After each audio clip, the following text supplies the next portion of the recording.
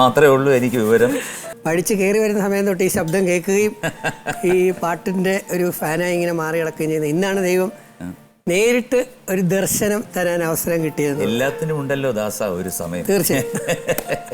ഞാൻ ഇങ്ങനെ നോക്കിയപ്പോൾ ഞാൻ അവിടെ നോക്കുമായിരുന്നു, എവിടെ രജിത് കുമാർ, എവിടെ രജിത്ത്, എവിടെ എന്നിങ്ങനെ നോക്കിയപ്പോഴത്തേക്ക് കാണുന്നില്ല. പെട്ടെന്നാണ് ഈ ടോം ആൻഡ് ജെറി എന്നുള്ള ഒരു ഷർട്ട് ഇട്ടുകൊണ്ട് വരുന്നത്. ഒരു വല്ലാത്ത മാറ്റമാണല്ലോ. നമുക്കൊരു കാര്യം ചെയ്യാം, നമുക്ക് ഹോട്ട് സീറ്റിൽ ഇരുന്നുകൊണ്ട് സംസാരിക്കാം. തീർച്ചയായും. രജിത്ത്, നമ്മൾ തമ്മിൽ ആദ്യമായിട്ടാണ് കാണുന്നത്. തീർച്ചയായും. ഒരുപക്ഷെ നിങ്ങൾ എന്നെ ടെലിവിഷനിൽ കണ്ടു കാണും, ഞാൻ നിങ്ങളെയും ടെലിവിഷനിൽ കണ്ടുണ്ട്. നേരിട്ട് നമ്മൾ ആദ്യമായിട്ടാണ് കാണുന്നത്. ഇന്നാണ് ലോട്ടറി അടിച്ചത്. അതെ, നേരത്തെ പറഞ്ഞ പോലെ. അപ്പൊ ഞാൻ നേരത്തെ വീണ്ടും ചോദിക്കുകയാണ്, എനിക്ക് വീണ്ടും ഒരു സംശയം വരുന്നത്, എന്താണ് ഈ ടോം ആൻഡ് ജെറിയുടെ വേഷം? ചേട്ടാ, നേരത്തെ എന്നെ ഒരു തരത്തിലാണ് കണ്ടതെങ്കിലും മറ്റൊരു ഷോയിലൂടെയാണ് യഥാർത്ഥത്തിൽ ലോക മലയാളികൾ എന്നെ തിരിച്ചറിയുന്നത്. അപ്പം അതിലെനിക്ക് വരുന്ന കോളുകളും എന്നെ ഇഷ്ടപ്പെടുന്നതിൽ വളരെയധികം LKG UKG Kinder garden KG LPS UPS കുട്ടികളാണ്. അപ്പോൾ ഞാൻ കുറേ ചാരിറ്റി ചെയ്യുന്നുണ്ട്. ചാരിറ്റിയിലും ഏറ്റവും കൂടുതലും കുട്ടികൾക്ക് വേണ്ടി, വിദ്യാർത്ഥികൾക്ക് വേണ്ടിയാണ്. കാരണം എൻ്റെ അമ്മ വളരെ കഷ്ടപ്പെട്ട്, ഞാൻ പഠിക്കുന്ന കാലത്ത് വളരെ കുറച്ച് നിക്കറുകളും കുറച്ച് ഉടുപ്പുകളും മാത്രമേ ഉണ്ടായിരുന്നുള്ളൂ. അത്രേ. അപ്പോൾ അതുകൊണ്ട് 10ാം ക്ലാസ് വരെ ഞാൻ നിക്കറിട്ടാണ് സ്കൂളിൽ പോയത്. അവസാനം കൂടെ പഠിച്ച പയ്യന്മാർ തുടയിൽ ഇങ്ങനെ അടിച്ച് കളിക്കും. വീട്ടിൽ പോയി അമ്മയോട് പറയും, ഒരു പാൻസ് കിട്ടിയിരുന്നെങ്കിൽ അടിയിൽ നിന്ന് രക്ഷപ്പെടാമായിരുന്നു.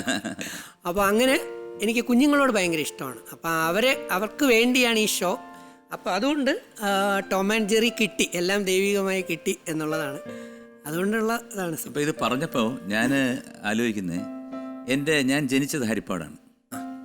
എൻ്റെ 2 വയസ്സിൽ അച്ഛനും അമ്മയും ചേട്ടൻ MG രാധാകൃഷ്ണനും സിസ്റ്റർ ഓമനക്കുട്ടിയും അവരെല്ലാം നേരെ ട്രിവാൻഡ്രത്തോട്ട്, ഹരിപ്പാട് നിന്ന് ട്രിവാൻഡ്രത്ത് വന്നു. അന്ന് എനിക്ക് 2 വയസ്സേ ഉള്ളൂ. എനിക്ക് എൻ്റെ ചേട്ടനും ഞാനുമായിട്ട് 20 വയസ്സിൻ്റെ വ്യത്യാസമുണ്ട്. അപ്പോൾ ഞാൻ ലാസ്റ്റിൽ വേണ്ട എന്ന് പറഞ്ഞിരുന്ന ഒരു സംരംഭത്തിൽ എങ്കിലും ആയിക്കോട്ടെ എന്ന് പറഞ്ഞ് എൻ്റെ അമ്മ പ്രസവിച്ച ഒരു വ്യക്തിയാണ് ഞാൻ. അപ്പോൾ അങ്ങനെ അമ്മയ്ക്ക് മാത്രമേ ഉള്ളൂ ജോലി. കരമന LP സ്കൂളിലെ മ്യൂസിക് ടീച്ചറായിരുന്നു. ആ ഒരു ശമ്പളത്തിൽ 50 രൂപ വാടകയ്ക്ക് ഞങ്ങൾ തൈക്കാട് അമൃത ഹോട്ടലിൻ്റെ അടുത്തുള്ള ഒരു പോറ്റിയുടെ ഒരു കുഴിയിലുള്ള ഒരു ചെറിയ വീട്ടിലാണ് ഞങ്ങൾ എല്ലാവരും താമസിച്ചത്. അമ്മയുടെ വരുമാനമായിരുന്നു ഞങ്ങളുടെ എല്ലാവരുടെയും ചെലവിനും ബാക്കിയുള്ള. എനിക്കിപ്പോഴും ഓർമ്മയുണ്ട്, ഞാൻ ഈ ഒരു 6 വയസ്സൊക്കെ ആകുമ്പോഴത്തേക്ക് ഞാൻ ഇങ്ങനെ കാത്തു നിൽക്കും അമ്മ വരാൻ. അപ്പോൾ അമ്മ സ്കൂളിൽ നിന്ന് വരുമ്പോഴത്തേക്ക് അന്ന് 10 20 പൈസയാവും തൈക്കാടൊന്ന് കരമന പോയിട്ട് പഠിപ്പിച്ചിട്ട് തിരിച്ചിവിടെ വരാൻ. ആ 20 പൈസ ലാഭിക്കാൻ അമ്മ കരമനയിൽ നിന്ന് നടന്ന് വരുന്ന വഴി ഒരു ഹോട്ടലിൽ നിന്ന് എന്തെങ്കിലും ഉണ്ണിയപ്പോ വാഴയ്ക്കാപ്പോ ഒക്കെ വാങ്ങിച്ചുകൊണ്ട് എനിക്ക് തരും. അതിനുശേഷമാണ് ചേട്ടന് ഓൾ ഇന്ത്യ റേഡിയോ ജോലി കിട്ടി, ചേച്ചിക്ക് പിന്നെ വിമൻസ് കോളേജിൽ കിട്ടി. പിന്നെ അങ്ങനെ പതുക്കെ ലൈഫ് തുടങ്ങിയത്. അപ്പം ഇപ്പം എല്ലാവരും ചോദിക്കും, bone with a silver spoon ആണോ എന്ന് ചോദിക്കും. അല്ല, വളരെ കഷ്ടപ്പാടിൽ നിന്ന് മുമ്പോട്ട് വന്നതാണ്. എനിക്ക് തോന്നുന്നു രജിത്ത് കഷ്ടപ്പാടും ദുരിതങ്ങളും മനപ്രയാസങ്ങളും ഒക്കെ അനുഭവിച്ച് കയറി വരുമ്പോഴേ അതിനൊരു സുഖമുള്ളൂ, അതിന്റെ മാധുര്യം. തീർച്ചയായും. ചേട്ടാ ഇപ്പൊ പറഞ്ഞപ്പോ ഓർത്ത്, എന്റെ അമ്മ ജോലി കഴിഞ്ഞ് വരുമ്പോഴത്തേക്ക് അപ്പവും ചമ്മന്തിപ്പൊടിയും കൂടെ വാങ്ങിച്ചോണ്ടിരിക്കും ഈ കടയിൽ നിന്നുള്ള. ഇന്നും അതിന്റെ രുചി ഇപ്പൊ നാവില് തന്നെയാണ്. അതുകൊണ്ട് യാതൊരു സംശയം. എവിടെ വർക്ക് ചെയ്യുന്നത്? ഞാൻ കാലടി ശ്രീശങ്കര കോളേജിലെ അധ്യാപകനാണ്. ശ്രീശങ്കര. ഇപ്പൊ ഞാൻ ലീവ് എടുത്തു. LWA ഗവൺമെന്റ് LWA ശമ്പളം കിട്ടും. ഇല്ല, LWA വിത്തൗട്ട് സാലറിയാണ്. അതെ, അതാണ് 2-3 ഇതൊക്കെ കുട്ടികൾക്കൊക്കെ ഇതൊക്കെ. അത് ഞാൻ നേരത്തെ ചെയ്തിരുന്നത് എനിക്ക് വന്നുകൊണ്ടിരുന്ന ശമ്പളത്തിൽ നിന്ന് ഒരു വിധമാണ്. ഞാൻ പിരിവില്ല. ഇപ്പൊ ഡോക്ടർ രജിത്ത് ഫൗണ്ടേഷൻ എന്ന് പറഞ്ഞ ആറ്റിങ്ങിൽ ഒരെണ്ണമുണ്ട്. അപ്പോൾ അതിൻ്റെ സർവീസിൽ ഫ്രീ മെഡിക്കൽ എൻട്രൻസ് 350-400 കുട്ടികൾ MBBS പഠിക്കുന്നുണ്ട്. MD ഉണ്ട്, DM ഉണ്ട്. ഇതിനൊക്കെ വരുമാനം എൻ്റെ ശമ്പളമാണ്. പിന്നെ ഞാൻ കൗൺസിലിംഗ് ഷോക്കൊക്കെ പോകുമ്പം എന്തെങ്കിലുമൊക്കെ എവിടെയെങ്കിലും കിട്ടും. എനിക്ക് എക്സ്ട്രാ കിട്ടുന്ന മണിയെല്ലാം ഇങ്ങനെ ചാരിറ്റിയിലേക്ക് ചെയ്യാം. എൻ്റെ ചിലവ് പോയിട്ട് ബാക്കിയുള്ളത് ചാരിറ്റിയിലേക്ക് പോവാം. പക്ഷെ ഒരു 15-17 വർഷം മുമ്പ് അങ്ങനെ ആയിരുന്നില്ല. ഞാൻ നല്ല പക്കാ സ്വാർത്ഥനായിരുന്നു. പക്ഷെ അത് ഇപ്പോൾ ചോദിച്ചു വരുമ്പോൾ ആ കഥകൾ പറയാം. തീർച്ചയായിട്ടും. കൂടെ വന്നിരിക്കുന്നത് എനിക്ക് ഫാമിലി ഇല്ല എന്ന് ലോകത്തിന് മൊത്തം അറിയാം. എനിക്കറിഞ്ഞൂടായിരുന്നു. അയ്യോ, അറിയില്ല? ഇല്ല. അയ്യോ, ആ കഥ പറയാം. ഞാൻ വിചാരിച്ചു സ്റ്റിൽ ബാച്ചിലർ ആയിരിക്കും എന്ന് വിചാരിച്ചു. എന്റെ ചേട്ടാ കൊതിപ്പിക്കല്ലേ. അല്ല. ആരൊക്കെയാണ്? ഇത് എൻ്റെ വലിയമ്മയുടെ മോള്, സിസ്റ്ററിന്റെ മകളും ഭർത്താവും 2 മക്കളും, പിന്നെ എന്നെ ഇപ്പം സഹായിക്കുന്ന എൻ്റെ ഒരു ബ്രദർ തന്നെയാണ് ജിതീഷ് എന്ന് പറയും. അപ്പോൾ അവരാണ് ഇപ്പോൾ എനിക്ക് ഉള്ളത്. എല്ലാവർക്കും ഒരു ഹായ്. നേരത്തെ പറഞ്ഞത് എന്താണ്? കാരണം കല്യാണം ഒരു കൺഫ്യൂഷൻ വന്നല്ലോ. ഒന്നുമില്ല ഏട്ടാ, 96 ഞാൻ കോളേജിൽ കയറി, കാലടി ശങ്കര കോളേജിൽ കയറി. 2001 കല്യാണം കഴിച്ചു. 2005 2 കുഞ്ഞുങ്ങളൊക്കെ ആയി. പക്ഷെ 2 മരിച്ചു. ഡെലിവറിയിലായിരുന്നു. ഡെലിവറി പ്രോബ്ലംസ് ഉണ്ടായിരുന്നു. വൈഫും പോയി. ഇരട്ട കുട്ടികളായിരുന്നു? അല്ല, 2 പ്രാവശ്യവും പോവുമായിരുന്നു. അപ്പോൾ ഡെലിവറി കോംപ്ലിക്കേഷൻസ് ഒക്കെ ഉണ്ടായിരുന്നു. അങ്ങനെ ടോട്ടൽ ലോസ്, ഫാമിലി ലോസ് ആണ്. അത് ഞാൻ പറഞ്ഞു. 2005 ഡെലിവറി തന്നെ മരിച്ചു, രണ്ടാമത്തെ ഡെലിവറി. അപ്പോൾ 2005 ഫാമിലി ലോസ് ആയത്. ശരി, അത് പറയാൻ കാരണം 2001 കെട്ടി. ഈ 2001 തൊട്ട് മുമ്പ് വരെ ഞാൻ നേരത്തെ പറഞ്ഞ പോലെ ഞാൻ സ്വാർത്ഥനായിരുന്നു, മുൻകോപിയായിരുന്നു, ദേഷ്യക്കാരനായിരുന്നു, ക്ഷമയില്ലാത്തവനായിരുന്നു, അടിച്ചുപൊളിയായിരുന്നു. എന്താ പറയുക, ഇന്നത്തെ പിള്ളേരിൽ കുറേ പേര് ചെയ്യുന്ന പോലെ നമ്മൾ തോന്നിയ കണക്ക് എൻ്റെ ലൈഫ്, എൻ്റെ ഇഷ്ടം, എനിക്ക് തോന്നുന്ന പോലെ എന്നൊക്കെ പറഞ്ഞ് ഞാനിങ്ങനെ സഞ്ചരിച്ചിരുന്നു. അപ്പോൾ ഭഗവത്ഗീത അറിയില്ല, ബൈബിൾ അറിയില്ല, ഖുർആൻ അറിയില്ല, വേറൊരു ലോകമായിരുന്നു. പക്ഷേ അതിനുശേഷം എല്ലാം ഈ ലോസ് വന്നു കഴിഞ്ഞപ്പോൾ തീർച്ചയായിട്ടും ഇതൊരു ഷോക്കായിരുന്നു, ഒരു ഷോക്ക് ട്രീറ്റ്മെൻ്റ് ആയിരുന്നു. എല്ലാം ലോസായി കഴിഞ്ഞപ്പോൾ 2005 തൊട്ടാണ് ഒരു റീബർത്ത് എന്ന് പറയില്ലേ, റീബർത്ത്. അങ്ങനെ എല്ലാ മേഖലയിലുള്ള കാര്യങ്ങളെല്ലാം കൈവശപ്പെടുത്തി. പക്ഷെ ഇപ്പോഴും അമ്മയാണ് തീർച്ചയായും ജീവിതത്തിലെ ഏറ്റവും വലിയ ശക്തി, ദീപം. ദീപം, അതിന് സംശയമൊന്നുമില്ല. അമ്മ എന്ന് പറഞ്ഞു കഴിഞ്ഞാൽ ഒരു അമ്മമാരെ കണ്ടാൽ, അതാണ് വൃദ്ധസാധനങ്ങളെയും കൂടെ ഞാൻ നോക്കുന്നുണ്ട് എൻ്റെതായ രീതിയിൽ. ചെറിയ കുഞ്ഞു അണ്ണാറക്കണ്ണന് തന്നാലായെന്നാണല്ലോ. ഇപ്പം ഇന്ന് ഈ ഷോക്ക് ഞാൻ വന്നിരിക്കുന്നത് തന്നെ 2 പേരെ സഹായിക്കാൻ വേണ്ടിയാണ്. എന്തെങ്കിലും കിട്ടുകയാണെങ്കിൽ ഇത്രയേ ഉള്ളൂ. കാരണം ഇത് ചോദ്യം എളുപ്പമാക്കാൻ വേണ്ടി പറയുന്നതല്ല, ഞാൻ എടുത്തു വെച്ചിട്ടുണ്ട്. മിക്കവാറും ലെറ്റേഴ്സ് വരും. ഇന്നലെ മെനഞ്ഞാന്ന് എനിക്ക് പാലക്കാട് നിന്ന് വന്ന ഒരു കുട്ടി പാലക്കാട് ജില്ലയെന്നേ പറയുന്നുള്ളൂ. കുട്ടിയുടെ പേര് അദ്വൈത എന്നാണ്. പാലക്കാട് ജില്ലയിലെ ഒരു കുട്ടി. അച്ഛൻ ഇല്ല, അമ്മ ഗ്ലോക്കോമ വന്നിട്ട് കണ്ണിൻ്റെ കാഴ്ച പോയി, ബ്രെയിൻ ഒക്കെ നെർവ് പൊട്ടുന്നു, പ്രഷർ കൂടുതലാണ്. ആ കുട്ടി 7ാം ക്ലാസ്സിൽ പഠിക്കുന്നു. ഞാൻ നേരത്തെ പറഞ്ഞ കുട്ടികളാണ് എൻ്റെ സുഹൃത്തുക്കൾ. അപ്പം ആ കുട്ടിയുടെ വയറ്റിലൊരു മുഴയുണ്ട്. അത് കാരണം 7ാം ക്ലാസ് തുടരാൻ പറ്റുന്നില്ല. അതിന് തന്നെ 10,300 രൂപയുടെ മെഡിസിൻ അതിന് വേണം. ഒരു ചേട്ടനുണ്ട്, 70 വയസ്സുള്ള അമ്മുമ്മയാണ് കൂലിപ്പണിക്ക് പോയിട്ട് ഈ കൊച്ചിനെ വളർത്തും. പിന്നെ മൊബൈൽ ഫോണും അതിനകത്തില്ല. അപ്പം ഇങ്ങനെ ഞാൻ ഈ പരിപാടി വിളിക്കുമ്പോൾ മനസ്സിൽ ഉറപ്പിച്ചത് ഈ കൊച്ചിന് വേണ്ടി എന്തായാലും പങ്കെടുക്കാം എന്നാണ്. ഞാൻ രജിത്തിനെ കാണുമ്പോഴത്തേക്ക് ഈ വെള്ള താടിയൊക്കെ വെച്ചിട്ട് ഒരു പ്രസംഗം, വളരെ പെൺകുട്ടികളെ ഭയങ്കരമായിട്ട് പ്രശ്നകാരികളാക്കിക്കൊണ്ടൊരു പ്രസംഗം. അങ്ങനെ പെൺകുട്ടികളെല്ലാം തിരിഞ്ഞു. അത് എന്താണ് അതിൻ്റെ അങ്ങനെ പറയാൻ തോന്നിയ ഒരു സിറ്റുവേഷൻ എന്താണ്? ഏട്ടൻ പറഞ്ഞതിൽ ചെറിയ കറക്ഷൻ ഞാൻ ബഹുമാനത്തോടെ പറയട്ടെ. പെൺകുട്ടികളെല്ലാം തിരിഞ്ഞില്ല. 1000 പെൺകുട്ടികളിൽ ഒരു പെൺകുട്ടി തിരിഞ്ഞു. 999 പെൺകുട്ടികളും എന്നെ സപ്പോർട്ട് ചെയ്തു. അതാ സംഭവം. പക്ഷെ നമ്മുടെ മലയാളികളുടെ ഇടയിൽ ഒരു കാര്യം നല്ലത് പറഞ്ഞ് മനസ്സിലാക്കാൻ ശ്രമിക്കുമ്പോൾ പലപ്പോഴും തെറ്റിദ്ധാരണ വളർത്തുന്ന കുറച്ച് പേരുണ്ട്. കുറച്ച് പേരേ ഉള്ളൂ. 95% പേർക്കും എന്നെ ഇഷ്ടമാണെങ്കിലും ഈ 5% വരുന്ന ചെറുക്ക് എന്തോ ഒരു അസ്വസ്ഥതയാണ്. അവരാണ് ഈ കോൺട്രവേഴ്സിയും വൾഗാരിറ്റിയൊക്കെ ഉണ്ടാക്കി അകറ്റി നിർത്തുക. അങ്ങനെയാണ്. അതൊക്കെ മാറി കിട്ടും. മാറി. ഓക്കെ. അപ്പൊ എന്തായാലും രജിത്ത് ഒരു പാട്ട് പാടി എങ്ങനെ ഇരിക്കും? ഇപ്പം ഇതിന്റെ കൂടെ ഞാൻ പാടുന്നത് കണ്ടു. അപ്പൊ എന്തായാലും ആ കഴിവും കൂടി ഇങ്ങോട്ട് പോരട്ടെ. ചേട്ടാ, മുല്ലപ്പൂമ്പൊടി ഏറ്റ് കിടക്കും കല്ലിനുമുണ്ടാം സൗരഭ്യം. അപ്പൊ എന്തായാലും ഈ ഷോയിലേക്ക് വിളിച്ചപ്പോൾ ഞാൻ ഒരു കാര്യം ഉറപ്പിച്ചു, എത്രയും മഹാനായ ലെജൻഡിന്റെ ഫ്രണ്ട് ഇരിക്കുമ്പം ചേട്ടനും കൂടെ ഒന്ന് സഹായിച്ചാൽ ഞാനൊരു പാട്ട് പാടും. കിട്ടിയ അവസരം മുതലാക്കണമല്ലോ.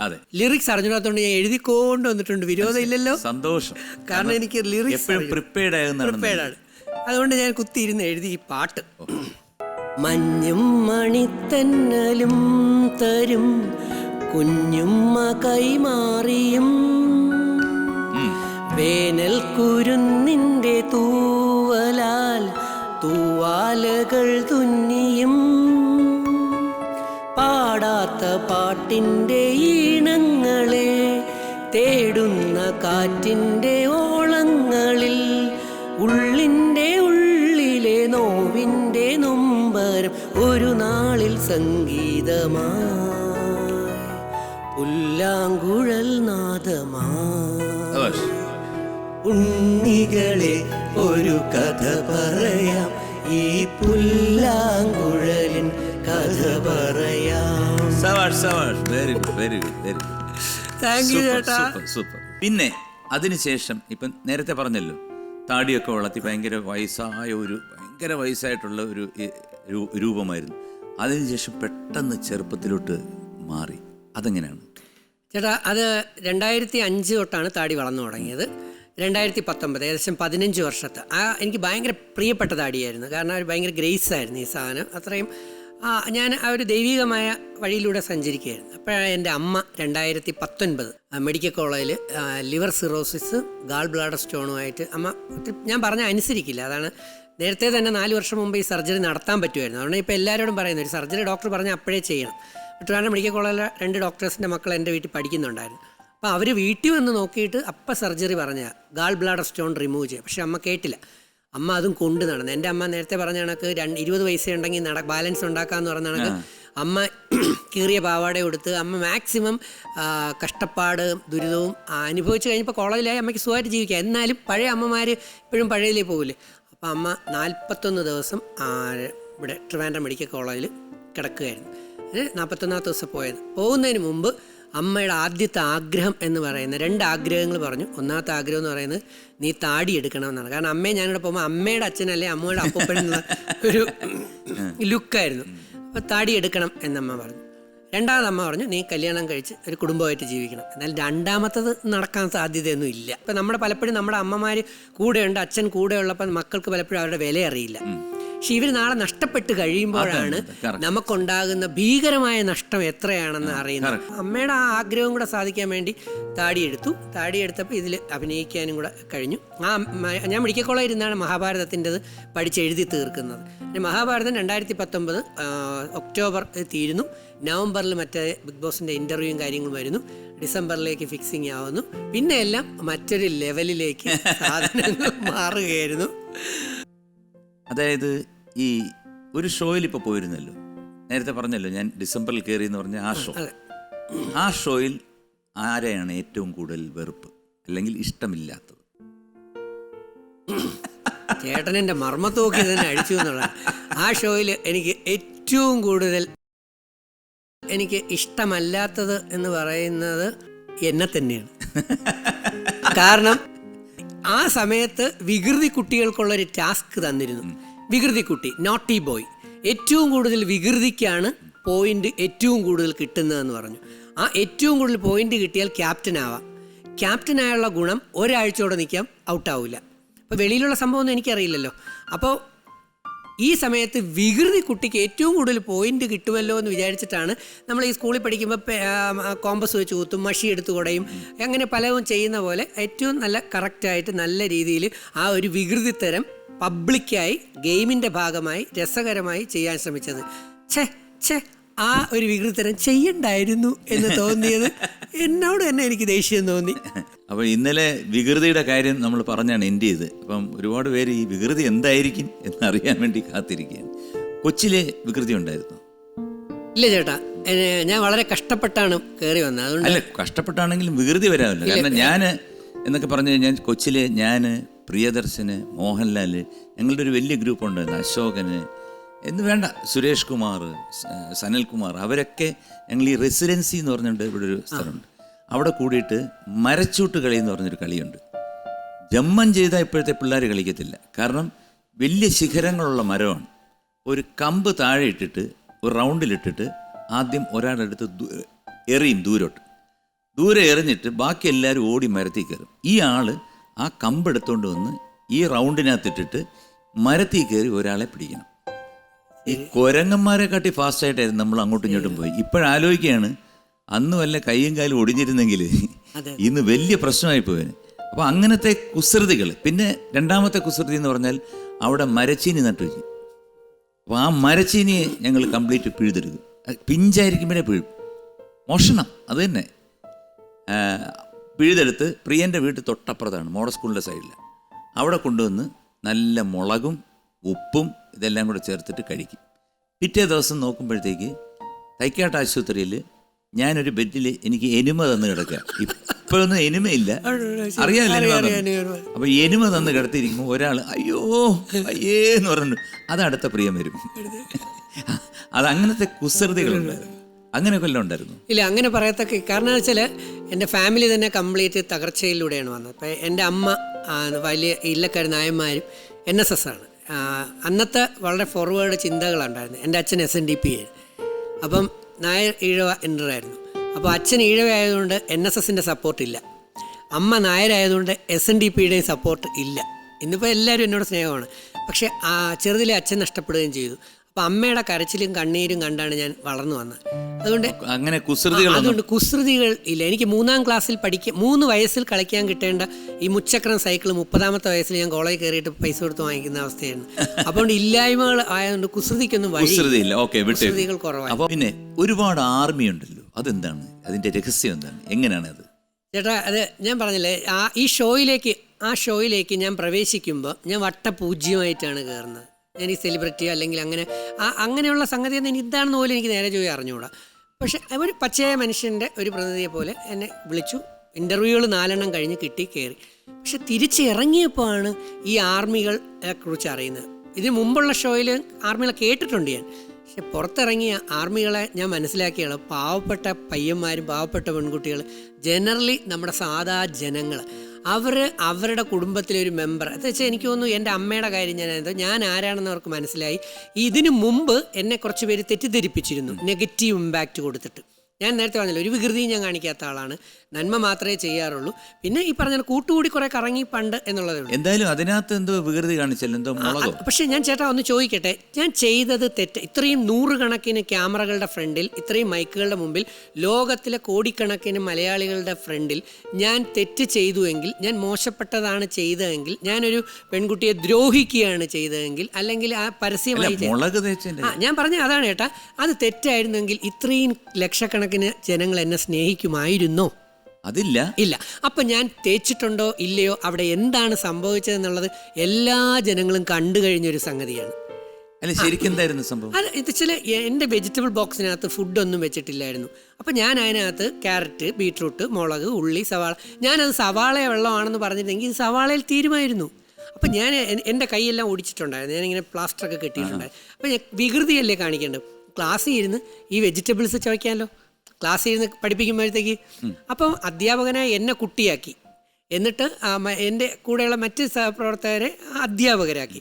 അപ്പോൾ വികൃതി ഉണ്ടാക്കണമെങ്കിൽ ഞാൻ ഈ വെജിറ്റബിൾസ് കഴിക്കാമെന്ന് ചോദിച്ചു. അപ്പോൾ അത് കഴിക്കാനൊക്കെയാണ് പ്ലാൻ ചെയ്തിരുന്നത്. പക്ഷേ ഈ വികൃതിയിൽ കുറച്ച് കൂടുതൽ വികൃതി ചെയ്യാം എന്നുള്ള നിലയിൽ അതിനകത്തുള്ള ഈ വെജിറ്റബിൾ വെള്ളം, എന്നുവെച്ചാൽ മുളക് വെള്ളം, ഞാൻ മുളക് തേച്ചുവെങ്കിൽ എൻ്റെ കയ്യിൽ മുളകുണ്ടാകണം.